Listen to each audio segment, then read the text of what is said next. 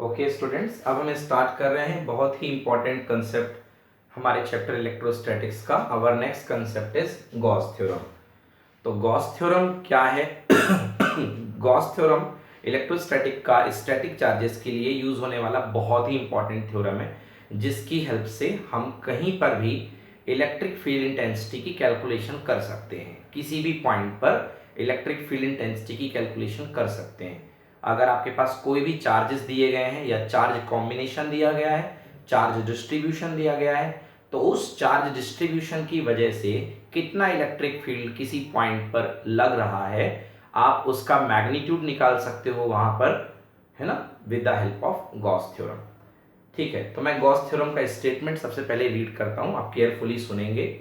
Gauss theorem: the surface integral of electric field, the surface integral of electric field intensity over any closed hypothetical surface। किसी electric field का surface integration, surface किसका surface? एक closed hypothetical surface का। आप एक close hypothetical मतलब कि अपने मानना पड़ेगा आपको, कुछ ऑब्जर्वेशन के थ्रू आप एक सरफेस बनाएंगे।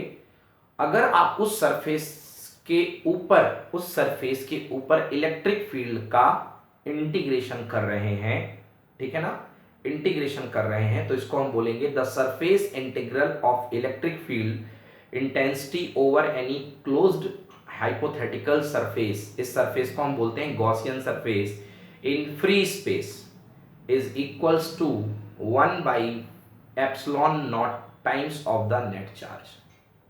ये जो टोटल सरफेस इंटीग्रल होगा वो कितना होगा? That will be 1/ε0 times of total charge enclosed within that surface, enclosed within that surface. Total जो से इलेक्ट्रिक फील्ड का सरफेस इंटीग्रेशन होगा, what? Surface integral means ds, आप यहां bs लिख सकते हैं, बाउंडेड भी कर सकते हैं, ऑफ क्या? Electric field. इलेक्ट्रिक फील्ड दोनों क्वांटिटी है, सो इलेक्ट्रिक फील्ड का surface integral is equals to what? This is equals to 1/ε0 times of total charge present inside that closed surface. उस क्लोज सरफेस के अंदर कितना चार्ज प्रेजेंट है उसका 1/ε0 times होगा। और हमने लास्ट क्लास में पढ़ा था, ये जो क्वांटिटी होती है इसको हम क्या बोलते हैं? This quantity is called electric flux. तो अल्टरनेटिवली हम फ्लक्स ही काउंट कर रहे हैं, तो मतलब किसी क्लोज्ड हाइपोथेटिकल से गुजरने वाला फ्लक्स, एमिट होने वाला फ्लक्स, रेडिएट होने वाला फ्लक्स कितना होगा? That is equals to 1/ε0 times of Q net. जो उसके अंदर टोटल चार्ज होगा उसका 1/ε0 टाइम्स होगा आपका इलेक्ट्रिक फ्लक्स।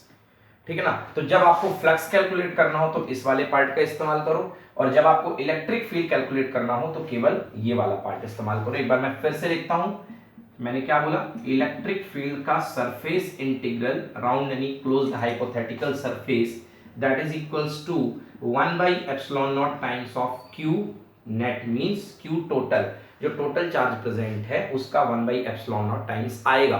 क्या आएगा? इलेक्ट्रिक फील्ड का सरफेस इंटीग्रल। लास्ट टाइम एक बार मैं फिर से आप लिख लीजिए इसको, थ्योरम को, Gauss theorem: the surface integral of the electric field intensity over any closed hypothetical surface called Gaussian surface in free space. If अगर बात करोगे फ्री स्पेस की तो दिस विल बी 1/ε0।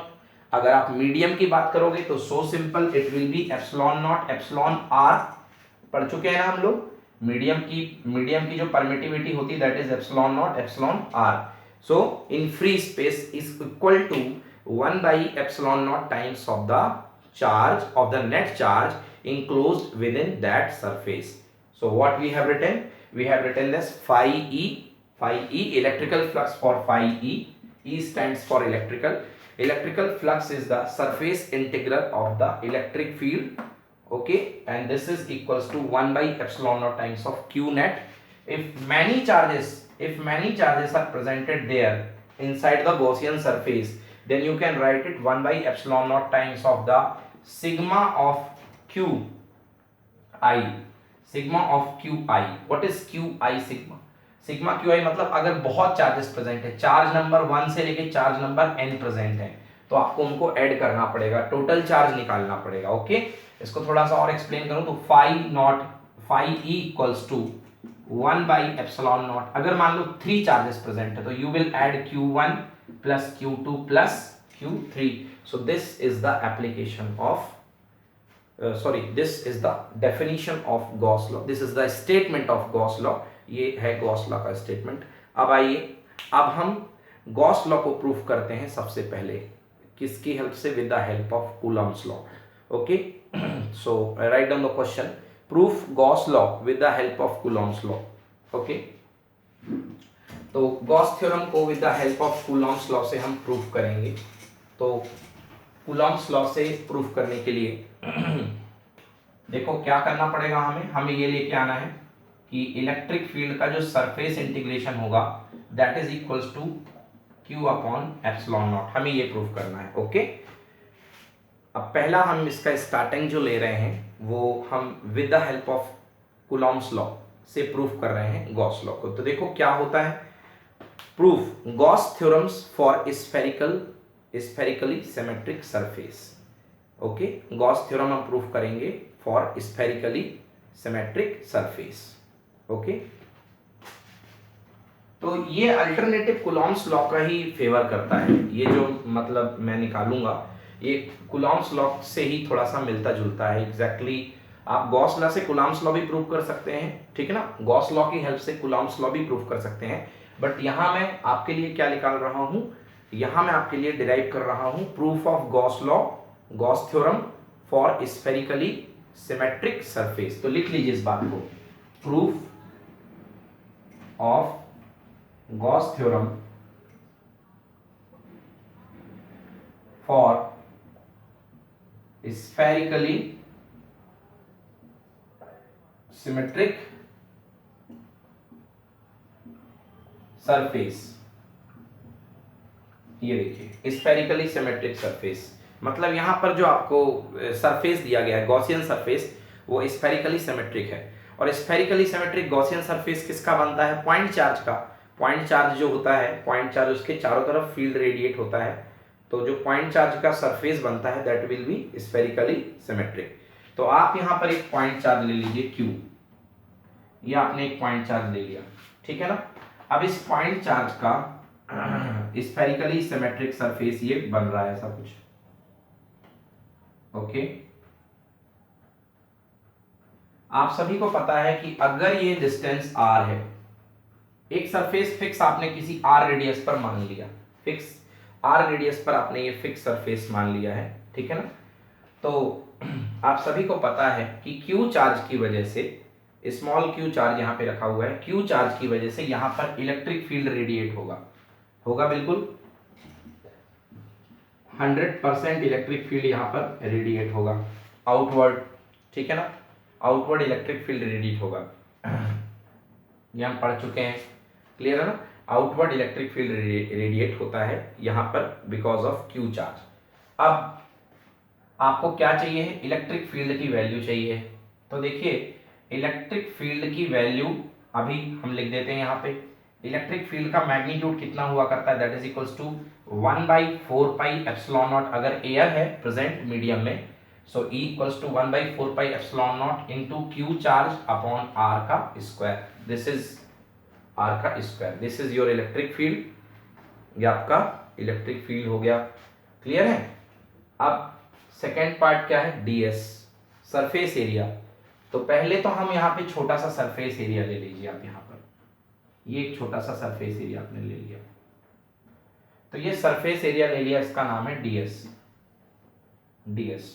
अब यदि मैं DS वेक्टर की बात करूं, DS वेक्टर, तो इसका कैसा जाएगा? इसका मैग्नीट्यूड होगा DS और डायरेक्शन कैसी जाएगी? n cap. Obviously n cap भी यहीं जाएगा। अगर आपके मन में सवाल है कि सर n कैप क्यों यहाँ जाएगा, तो जवाब भी तैयार है कि भाई n कैप जो होता है वो नॉर्मल होता है सरफेस का, और हर पॉइंट पर जो इसकी सरफेस पर नॉर्मल क्या हुआ करती है रेडियस, मतलब जो n कैप जाएगा वो रेडियस का फेवर करेगा।